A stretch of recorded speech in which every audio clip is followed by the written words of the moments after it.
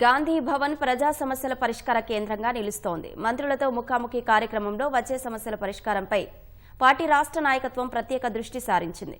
ఇప్పటి వరకు దాదాపు 2,500 సమస్యలు మంత్రుల దృష్టికి రాగా 300 అక్కడికక్కడే పరిష్కారమయ్యాయి. ఇప్పటికే సీఎం, డిప్యూటీ సీఎంలతో సహా 10 మంది మంత్రులు ముఖాముఖి కార్యక్రమానికి హాజరు కాగా ఇవాళ మంత్రి జూపల్లి కృష్ణారావు ప్రజల సమస్యలపై అర్జీలు తీసుకోనున్నారు. కాంగ్రెస్ ప్రభుత్వం అధికారంలోకి వచ్చిన తర్వాత బేగంపేట ప్రజాభవన్లో ప్రజా సమస్యల పరిష్కారం కోసం ప్రత్యేకంగా ప్రజావాణి కార్యక్రమం అమలు చేస్తోంది. ఇక్కడ ప్రణాళిక సంఘం ఉపాధ్యక్షుడు మాజీ మంత్రి చిన్నారెడ్డి ఇన్ఛార్జిగా కొనసాగుతున్నారు. వారానికి 2 రోజులు నిర్వహించే ఈ కార్యక్రమంలో ప్రజల నుంచి వచ్చే దరఖాస్తుల్ని ఆయా శాఖలకు పంపి పరిష్కారానికి చర్యలు తీసుకుంటున్నారు. ఇదే సమయంలో పార్టీ పరంగా ఇలాంటి కార్యక్రమం నిర్వహించాలని పీసీసీ అధ్యక్షుడు మహేష్ కుమార్ గౌడ్ భావించారు.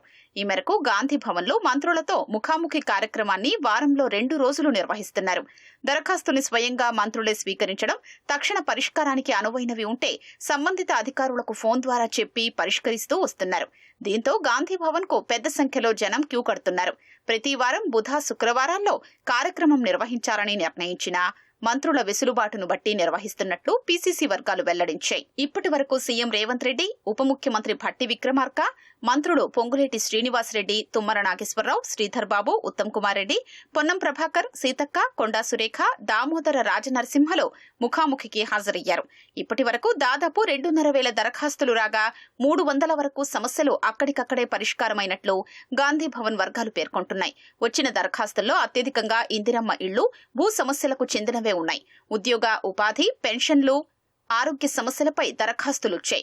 దరఖాస్తుల్ని శాఖల వారీగా విడదీసి ఆయా శాఖలకు పంపేందుకు రాష్ట్ర నాయకత్వం 3 సిబ్బందిని ప్రత్యేకంగా నియమించింది.